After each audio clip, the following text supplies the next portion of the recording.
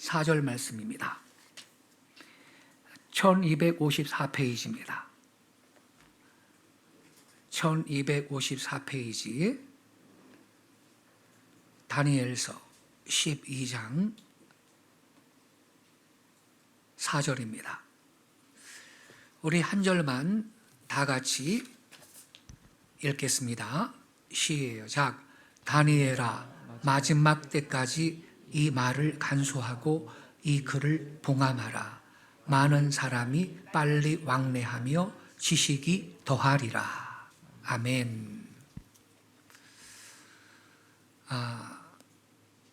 신학적으로 볼 때에 말세라는 것은요, 우리 예수님이 초림하셨을 때부터 그분이 다시 오실 때까지 신약시대 전체 기간을 뜻합니다. 말세는 예수의 초림부터 그분이 재림하실 때까지 신약시대 전 기간이 말세인 것입니다. 히브리서 1장 1절에 보면 이런 말씀이 있어요. 옛적에 선지자들을 통하여 여러 부분과 여러 모양으로 말씀하신 하나님이 이 모든 날 마지막에는 아들을 통하여 우리에게 말씀하셨으니, 이렇게 기록하고 있어요. 이 모든 날 마지막에는 아들을 통하여 우리에게 말씀하셨다. 그러니까 예수님께서 초림하신 그때부터가 말세인 것입니다. 성경은요, 종말을 그리스도 중심으로 이해하고 있습니다. 예수 그리스도께서 오셨다는 자체가 종말적인 사건이고 말세가 되었다는 증거가 되는 것입니다. 그래서 신약시대 전 기간은 말세인데 예수님 초림 때부터 그분이 재림하실 때까지 이 기간이 말세입니다. 야고보서 5장 3절에도 이런 말씀이 기록이 되어 있습니다. 너희 금과 은은 녹슬었으니 이 녹이 너희에게 증거가 되며 불같이 너희 살을 먹으리라. 너희가 말세에 재물을 쌓아도다. 야고보 사도가 이렇게 기록했어요. 너희가 말세에 재물을 쌓아도다.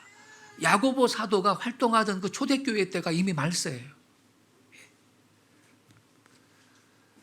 구약성경 요엘서에 보면 선지자 요엘이 말세에 남종과 여종에게 모든 육체에 성령을 부어줄 거다. 그러면 너희 자녀들이 예언하고 청년들이 환상을 보고 너희 아비들은 꿈을 꾼다고 예언했죠. 말세가 되면 모든 육체 남종과 여종에게 다 성령을 부어주면 그러한 신령한 은사와 능력을 경험한다는 겁니다. 말세에 성령 부어주면. 그 말세가 언젠데요?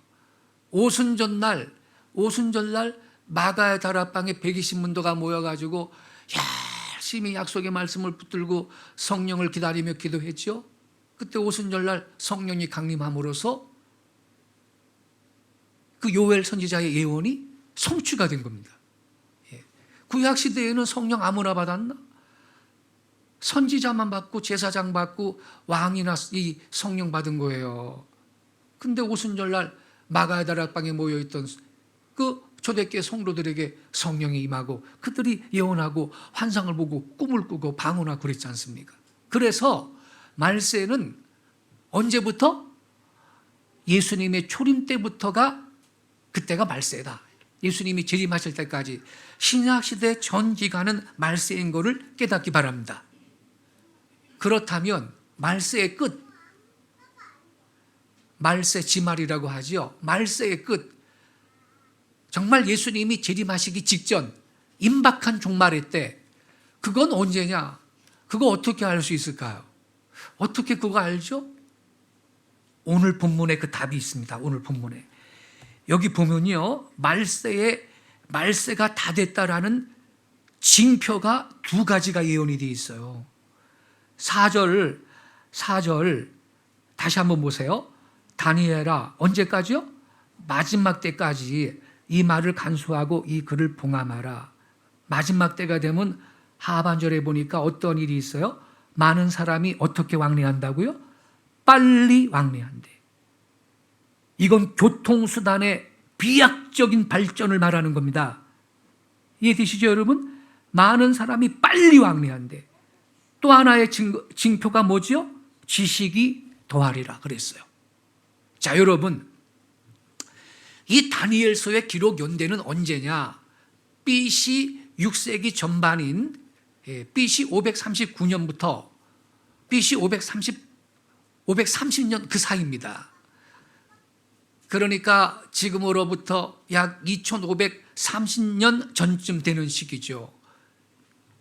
여러분, 이 시기라면요, 많은 사람의 왕래라든지 지식의 증가는 상상도 하기 어려운 때였습니다. 영국의 발명가 스티븐슨이 증기기관차를 연구해서 제작한 것이 1813년이고요. 이걸 철도에 처음으로 운행한 것은 1829년입니다. 19세기.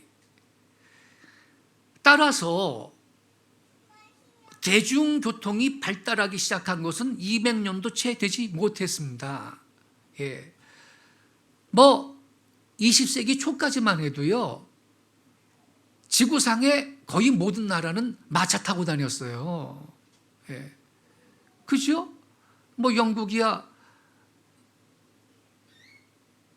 산업혁명이 일어나고 전기기관차 만들어서 19세기 초반에 사용했다 치더라도 지구상의 대다수의 나라들은요, 20세기 초까지 마차 타고 다녔는데, 근데 예수님 때도 마차 타고 다녔거든요. 근데 20세기 초까지도 마차를 타고 다녔으니, 여러분, 대중교통이 발달하기 시작한 것은요, 이게 200년도 안 된 겁니다. 이게 보편적으로 많은 사람이 빨리 여행하는 이 시대가 된 것은요, 20세기 지나서입니다. 100년도 안 됐다고 봐야 되는 거예요. 그리고요, 여기 지식이 더하리라 그랬잖아요. 여러분, 지식이 더하리라. 이 지식의 증가는요, 인쇄 매체가 발명됨으로써 시작됐다라고 볼 수 있는데, 독일의 구텐베르크가 우리 한국의 금속 활자 인쇄술을 이용을 해가지고 금속 활자를 발명을 했잖아요. 그래서 서양에서 이 활판 인쇄에 금속 활자를 사용하고 책을 대량으로 찍어낼 수 있는 그 시대, 지금부터 약 550년 전인 15세기 중반이었습니다. 이때부터 지식의 그 증가가 가능했죠. 하지만 본격적인 지식의 증가는 19세기 중반 자연과학의 발달과 더불어 개시되었고, 특별히 20세기 후반 컴퓨터 기술의 발달로 대량 정보 홍수의 시대가 열리게 된 것입니다. 그래서 여러분, 본문 12장 4절에 예언된 말씀, 마지막 때가 되면 많은 사람이 빨리 왕래한다. 이게 많은 사람이 대중교통을 이용해가지고 빨리 여행을 할 수 있다 이 말이거든요. 그리고 지식에 더한다 그랬는데, 이 구절은 다니엘조차도, 이 예언의 말씀을 기록한 다니엘조차도 이해가 안 됐던 거예요. 그러니까 하나님께서 계시의 영으로 예언하게 했으니까 이걸 써놓은 것이지 다니엘이 이해가 됐겠느냐고. 근데 오늘날 우리는 이해가 돼야 안 돼요. 되는 겁니다. 때가 되면 모든 게 분명해지는 것입니다. 위대한 과학자이고 그리스도인인 아이작 뉴턴경, 만유인력의 법칙을 발견한 학자 아시죠? 그분은 기독교인이었는데 1860년경에 요 다니엘서 12장 4절을 읽고요, 이렇게 말을 했다고요. 잘 들어보세요. 개인적으로 나는 이 말이 마지막 때를 가리키고 있다고 믿지 않을 수 없다. 사람들은 이전과는 다른 새로운 방법으로 이 나라에서 저 나라로 여행할 것이다. 사람들이 현재보다 훨씬 더 빨리 여행할 수 있도록 해주는 어떤 발명장치가 생겨날 것이다 그랬어요. 그리고 뉴턴은요, 그때의 속도는 얼마냐, 시속 80km 능가할지도 모른다, 그렇게 말했어요. 뉴턴이 이 말을 한 지 약 80년 후에 프랑스의 유명한 무신론 철학자 볼테르가요, 이 뉴턴의 말에 대해서 이렇게 반박을 했습니다. 기독교가 훌륭한 사람들을 얼마나 어리석게 만드는지를 봐라. 뉴턴과 같은 과학자는 사실상 인간이 시속 50km 혹은 65km 이상의 속도로 여행을 할 수 있다고 쓰고 있다. 만약에 인간이 이러한 속도로 이동한다면 질식하리라는 것을 그는 잊고 있었는가? 그의 심장은 그래도 뛸 거라고 생각하느냐? 그렇게 비판을 했어요. 예. 그러나 여러분, 볼테르가 그 말을 한 지 약 300년 후인 1965년 6월 3일 시속 80km, 100km가 뭡니까 여러분? 미국의 우주 비행사 화이트는요, 우주선에서 나와가지고 하늘에서 160km로 걸었고요,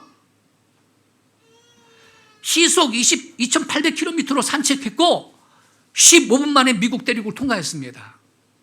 그 넓은 대륙을 15분 만에.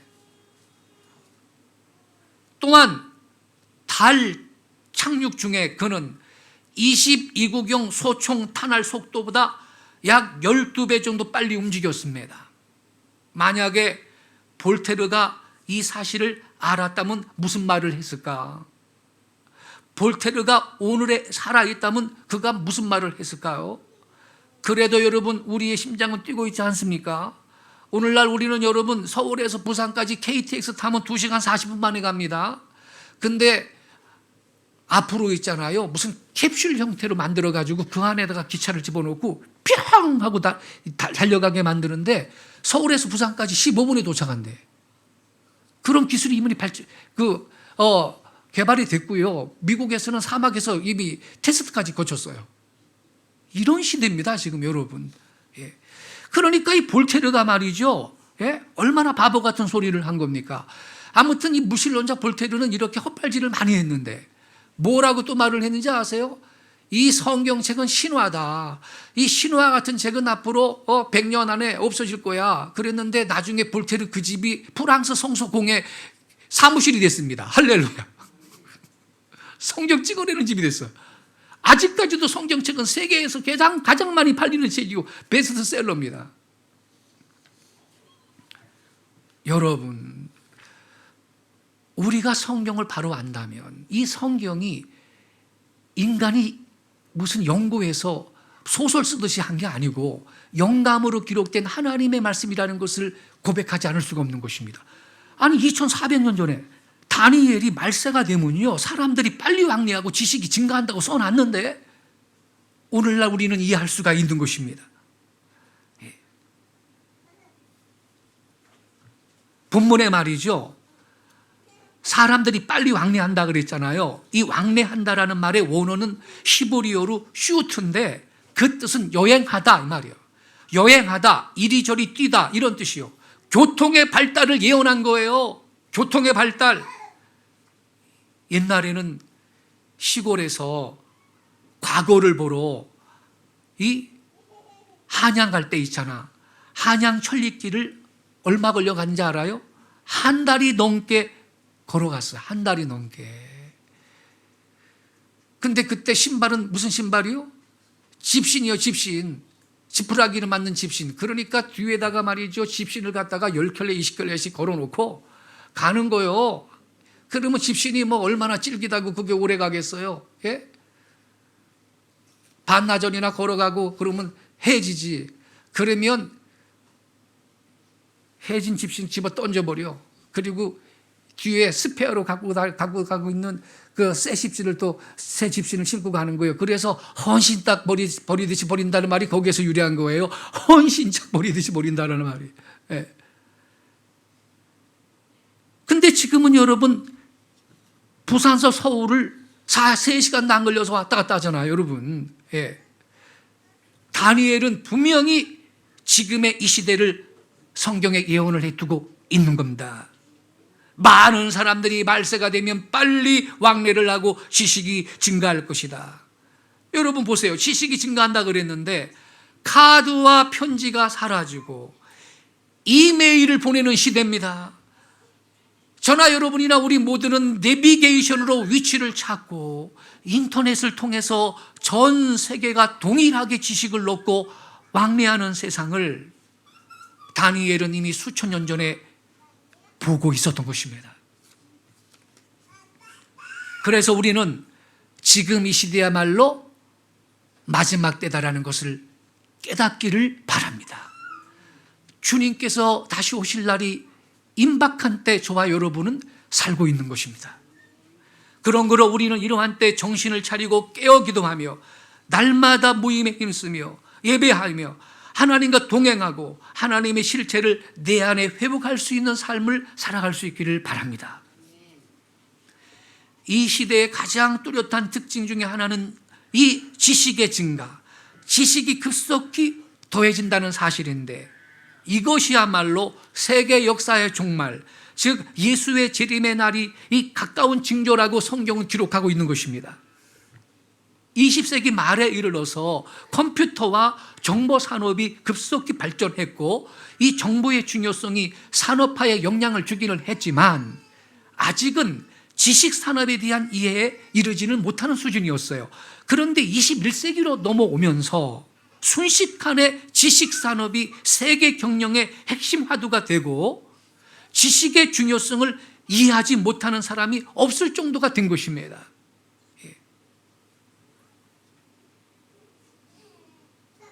그리고 인터넷이 우리 생활의 큰 부분을 점하는 상황이 되면서 인터넷은 정보의 바다에서 지식의 보고로 바뀌었습니다. 가령 여러분, 프리메이슨에 대해서 처음 들어본 사람도 프리메이슨이 뭐야? 그럼 뭐야? 컴퓨터 앞에서 말이죠. 자판 두들기면서 검색해보면 되는 거예요. 프리메이슨. 그러면 프리메이슨에 대한 지식이 내 컴퓨터 앞에 홍수처럼 쏟아져 나오는 것입니다. 그래서 여러분, 이러한 현상을 보면 우리가 진실로 마지막 때에 가까이 왔음을 알 수가 있는 것이에요.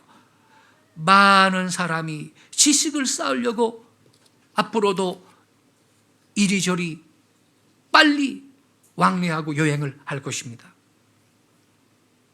아까 말씀드렸듯이 2400년 전의 사람은 이 구절의 뜻이 뭔지 아무리 생각해도 해득이 안 됐을 겁니다. 이 예언을 한 당사자 다니엘조차도 예언을 했지만 이게 뭔 말이냐 난 모르겠다 그랬을 거라고. 근데 우리는 알아요. 지금의 세상에서는요, 지구 반대편에 있는 서버에 담겨있는 중요한 지식 자료도 인터넷에 한 번 클릭하면 1초도 안 돼서 그 지식 자료가 내 컴퓨터로 전부 전송이 됩니다.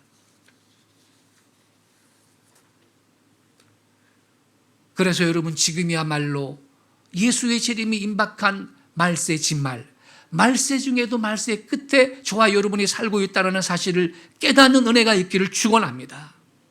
더군다나 예수님이 마태복음 24장에서 말세가 되면 처처의 기근과 지진과 전염병이 있을 거라고 예언했습니다. 근데 지금 세상이 전염병 때문에 큰 고통을 겪고 있지 않습니까? 예. 앞으로 더 센 전염병이 온다는 것입니다. 그러면 여러분, 피난처가 어디인지 아세요? 예수의 보혈인 걸 믿으시기 바랍니다. 예. 예수의 보혈입니다.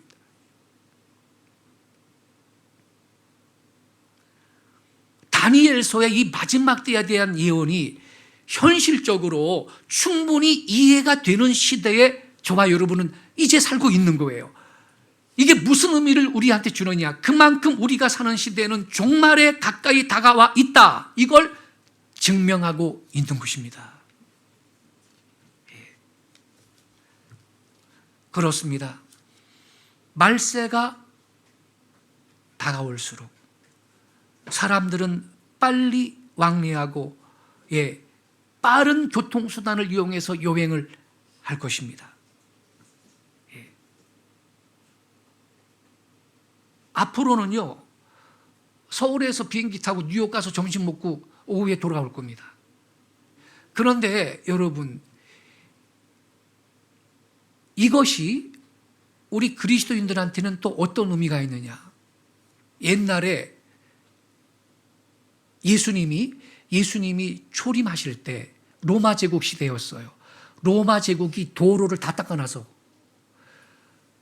그 중동 일대, 소아시아 지방, 유럽 이쪽에 이 로마 제국이 군사적인 목적으로 도로를 다 닦아놨는데 그 도로를 이용해서 바울이 복음을 전하러 돌아다녔고 전도자들이 신속하게 복음을 가지고 열방으로 나갔던 겁니다. 할렐루야. 로마를 그렇게 하나님이 이용한 거예요. 그럼 오늘날에도 마찬가지예요. 왜 마지막 때 이렇게 교통수단이 발전하는가? 우리 기독교인들이 열방에 나가서 복음 전하라고. 할렐루야. 그렇습니다. 그래야 예수님이 재림하시기 때문입니다. 이 천국 복음이 모든 민족에게 증거되기 위하여 온 세상에 전파되리니 그제야 끝이 오리라. 할렐루야. 그래서 열방 모든 족속에게 이 나라의 젊은 선교사들이 복음을 가지고 신속하게 나가서 잃어버린 영혼을 구원하도록 하기 위해서 이렇게 여러분 지식도 증가하고 교통수단이 발전을 해서 많은 사람이 빨리 왕래할 수 있는 시대가 도래한 것을 우리는 믿습니다. 우리는 이렇게 바라보는 것입니다. 교통수단 발달해서 어디 빨리 놀러 다니고 이것저것 바쁘게 놀러 다니라, 그러한 관점이 아니고 우리는 구원사적인 구속사적인 관점에서 하나님의 시험한 목적은 뭐냐? 열방 모든 나라 모두 족속 가운데 신속하게 복음을 가져가도록 하기 위한 하나님의 섭리가 배후에 있다는 사실을 깨닫는 은혜가 있기를 바랍니다. 그래 여러분, 아까 서론에 제가 뭐라고 말씀드렸죠? 말세는 신약시대 전 기간이 말세예요. 그러나 말세의 끝, 진정으로 예수의 재림이 임박한 그 마지막 때는 언제냐? 어떻게 그걸 알 수 있느냐? 오늘 본문 12장 4절 말씀을 통해 알 수가 있는 것입니다. 마지막 때는 많은 사람이 빨리 여행을 하고 지식이 증가한다. 지금이야말로 주 예수의 재림이 임박한 말세인 것을 깨닫는 은혜가 있기를 바랍니다. 여러 가지 마지막 때 사인이 보이고 있잖아요. 처처에 기근과 지진과 전염병이 있을 거라고 예수님 마태복음 24장에 예언했는데, 이 전염병 때문에 세상이 난리 아닙니까 여러분? 일본은요 지금 하루에 600명인데 확진자가, 근데 일본에서 이렇게 갑자기 지금 증거하는 이유가 뭐냐면 일본의 이 코로나19는요 이미 변종이래. 일본제 본종이 생겼대요 지금. 그런데 일본도 그게 문제예요. 게이바 있죠, 호스트바 이런 데에서 이게 확산이 되고 있대요. 그기가 아주 본부래. 그러니까 이 죄악을 하나님께서 죄악을 회개하는 건데 회개를 안 하는 거예요. 그러니까 더 큰 고통을 받는 것이죠. 우리나라도 문제예요. 9월 달에 시청 앞 광장에서 퀴어 축제를 또 허용을 하겠대. 회개를 안 하는 거예요. 그래서 우리는 기도해야 됩니다. 이 땅에 하나님을 경외하는 의로운 지도자들이 국회로, 사법부로, 입법부로, 행정부로, 청와대로 들어가게 해달라고 기도할 수 있는 여러분 되시기를 바랍니다. 그래서 하나님의 말씀대로 이 땅이 통치되는 의로운 나라가 되고, 그럴 때 우리 통일 코리아는 문자 그대로 동방의 들불 열방의 횃불이 될 줄로 믿습니다.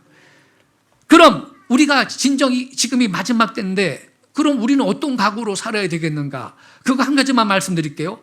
히브리서 10장 24절 25절에 이렇게 기록이 되어 있어요. 서로 돌아보아 사랑과 선행을 격려하며. 왜 그렇죠? 마지막 때가 되면요, 그저 신앙생활을 하지 못하도록 방해하는 요소들이 얼마나 더 많이 생기는지 몰라요. 신앙생활을 하지 못하도록 방해하는 유혹들이 말세가 될수록 더 극심할 거라고. 그러니까 성경은 서로 돌아보아 사랑과 선행을 격려하라 그랬는데 이게 비대면으로 가능합니까? 이것이 비대면으로? 안 되지. 만나야 가능하잖아. 그래서 이렇게 돼 있어요. 그 다음 절에는 모이기를 패하는 어떤 사람들의 습관과 같이 하지 말고 오직 권하여 그날이 가까움을 볼수록 더욱 그리하자. 그날이란 예수님 진임하시는 날입니다. 예, 주님이 진임하시는 날이 가까움을 볼수록 우리는 피차에 서로 권면해가지고 모이기를 피하는 어떤 사람들의 습관과 같이 하지 말고 우리는 모이기를 힘쓰자. 모여서 뭐 하라고요? 사랑과 선행을 격려하라는 거예요. 할렐루야! 영어 성경은 더 리얼해요, 여러분. 우리 한글 성경은 모이기를 피하는 어떤 사람들의 습관과 같이 하지 말고 이렇게 돼 있는데 영어 성경은요, 잘 들어보세요. Let us not give up our meeting together. 모임을 포기하지 말자. 이렇게 돼 있어. Let us not give up our meeting together. 우리의 모임을 포기하지 말자. 아멘 하시기 바랍니다.